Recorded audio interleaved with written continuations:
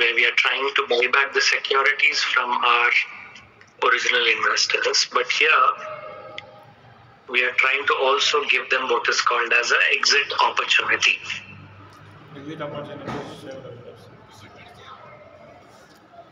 Exit opportunity is usually not given for all companies, and especially given only when you do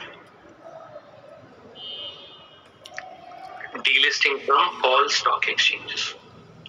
So delisting can be of two types. You have voluntary and compulsory delisting. And even under voluntary delisting, you have further bifurcation for voluntary delisting from all stock exchanges or voluntary delisting from some stock exchanges and voluntary delisting by a small company. If you delist from all stock exchanges, then you need to give exit opportunity, which means you will have to do indirectly buyback. If you only delist from some stock exchanges, let's say you delist from BSE, but you continue to provide your securities and they are listed in NSE, then you need not give any exit opportunity. And if you're a small company, then you need to give exit opportunity. But in this exit opportunity, there will be no bidding process.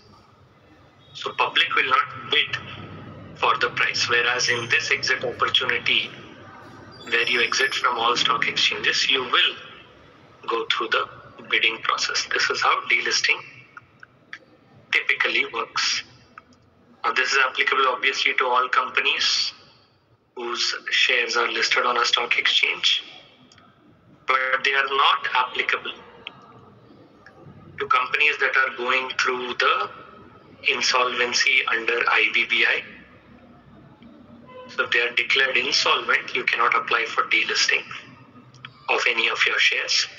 This also doesn't apply to the IGP platform or the Innovators Growth Platform,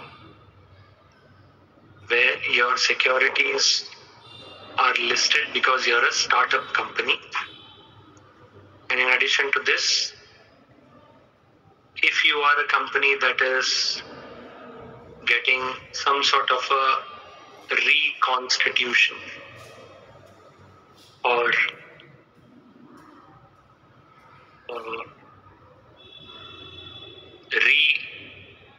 re-evaluation of your capital structure and reconstruction of your capital structure, in these cases, you cannot apply for delisting.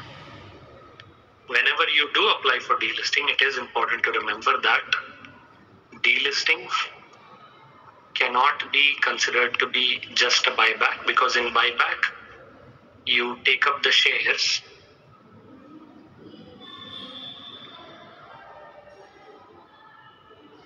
and you destroy the securities, or you cancel the securities, and there is a reduction of capital. There is no reduction of capital in case of a delisting. You are just taking the securities, you are not destroying them, you are not cancelling them, and there is no reduction of share capital there. Now, in addition to this, pursuant to other regulations that are already available, you cannot delist if 3 years has not lapsed. So your company should have 3 years listing track record. What's the point of delisting a company which has just got listed in the last 3 years, right?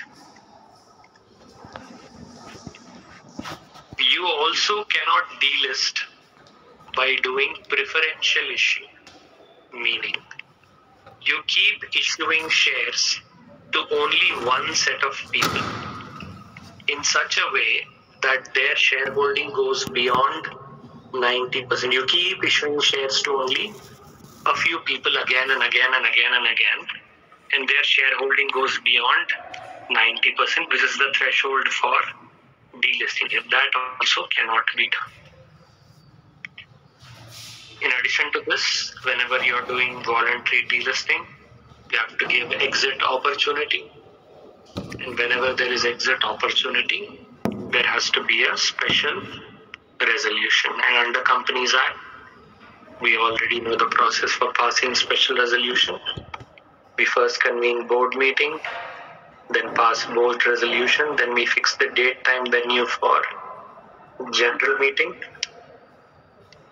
We finalize our notice and explanatory statement for the general meeting.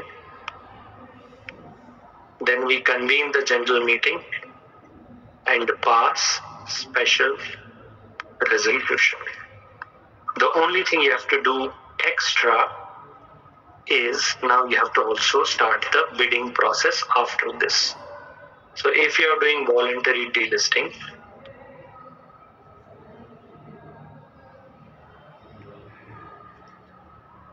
for voluntary delisting, it is important to also ensure that you take in principle approval.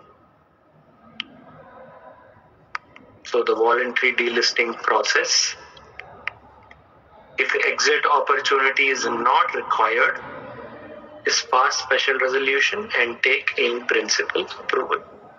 If there is no exit opportunity, but if there is exit opportunity, then in addition to this, you also have to provide the bidding process. But before we go there, always notify the special resolution and you have obtained the in principle approval from stock exchange in 2 newspapers, one English and one Hindi language newspaper should have this notification accompanied. Whichever newspaper has nationwide circulation, in that newspaper you have to intimate. And whenever you do delisting, in addition to this, you also have to ensure that the annual report highlights the fact that you have been delisted. So if you are getting delisted without exit opportunity also, you have to then ensure that you inform this in your annual report. Whenever you do this, typically the stock exchange will take 30 working days to dispose the request. Whatever delisting request that you have submitted to the stock exchange, they will take 30 days. This is when there is no exit opportunity required. That means when you are delisting only from one stock exchange and you are continuing in the other one. But there can also be scenario where you get delisted from all stock exchanges, right? There, when exit opportunity is required,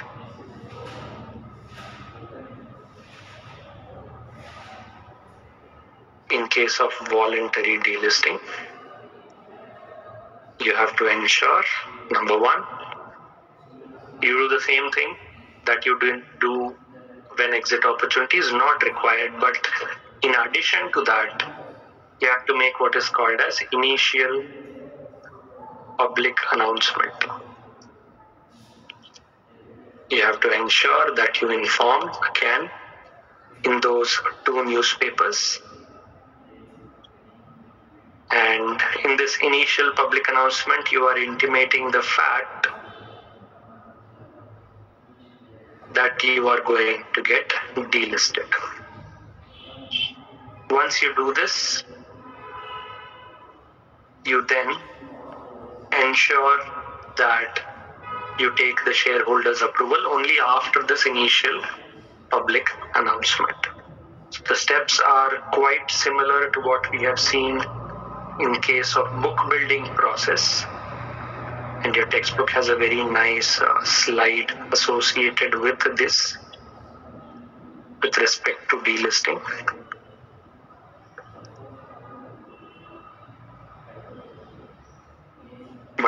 from that, you just ensure that you follow the first step, initial public announcement. Then you disclose the fact and take the shareholders' approval. I'm just going to put it as special resolution plus in principle approval. Once you obtain special resolution in principle approval, you open the escrow account. Escrow account rules are very similar to what we saw in the IPO related chapter. So 25% of your total consideration and 10% for any amount in excess was the rule for operating the escrow account. Here it is directly only 25%. So whatever amount you have, 25% of the consideration will be deposited in the escrow account. Typically. 1 second, guys.